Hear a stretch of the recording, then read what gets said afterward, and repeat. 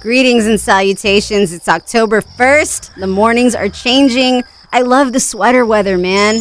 My risen is pizzy. Do people still talk like that? We should bring that back.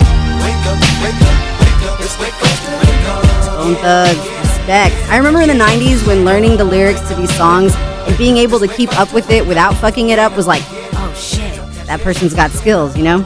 I tried so hard. Anyway, welcome to Mighty Topics. Just a few stories from this week that caught my attention, and since there are certain things I cannot say on the radio, I have to save my foul mouth for YouTube.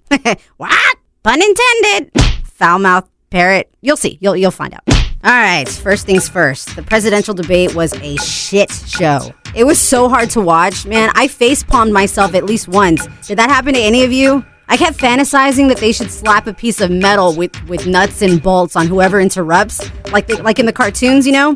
Maybe even a zipper. Like, why is interrupting even allowed? Finish your thought and let the other one speak. I felt so bad for the mediator. Sorry, Mr. Wallace. Did anyone feel better about their future after watching that? That's correct, Bowie. The answer is no. No! All right, moving on.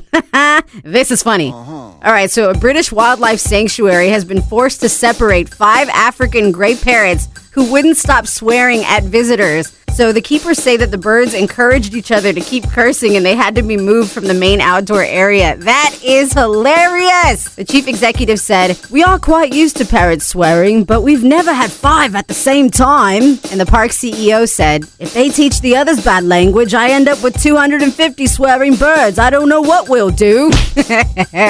Oh my God. The parrots were adopted about 6 weeks ago and put in quarantine together, according to the wildlife park. And during their time together, the birds shared the ability to curse up a storm. Yes! I get called a fat twat every time I walk past, Nichols told CNN. Can you imagine? Like, what? Fat twat? I want those birds here. Why don't we have birds like that in Texas? Also, do you think the birds have British accents as well? Because that would be amazing. I'd buy that for $1. All right, so the keepers separated the foul mouse. Get it? Foul, bird. They separated them and moved them to various different areas of the wildlife center so they were unable to provoke each other.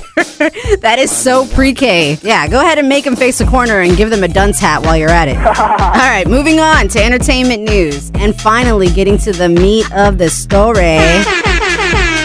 There's no way to soften the blow, so I'm just gonna drill it right up in ya. Yep.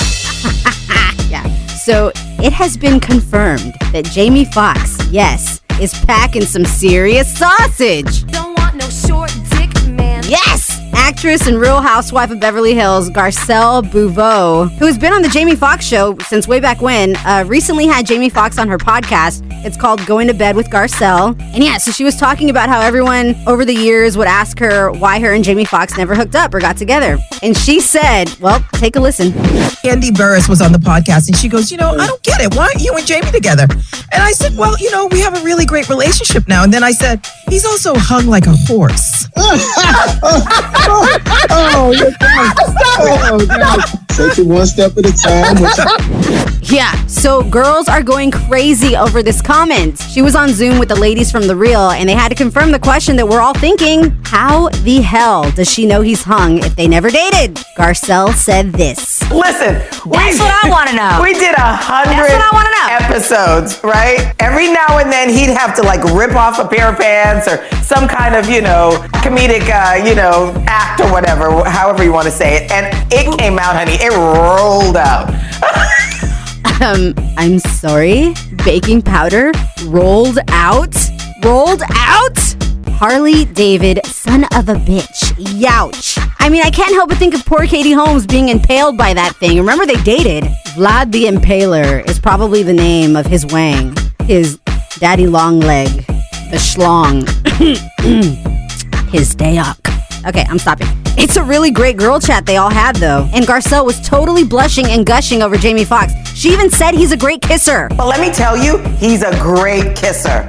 Great kisser. You see, they had to kiss each other on the show, you know. And they're both single now. Oh, and she also said, never say never. Who knows? I mean, they've been friends for so long. I think they'll hook up. They already get along as friends. There's decades of built-up sexual tension. Yeah? You have got to hear the whole girl chat on The Real. That's the name of the show. Oh, and check out her podcast, too. It's called Going to Bed with Garcelle. Then you can hear the whole damn thing. Woo!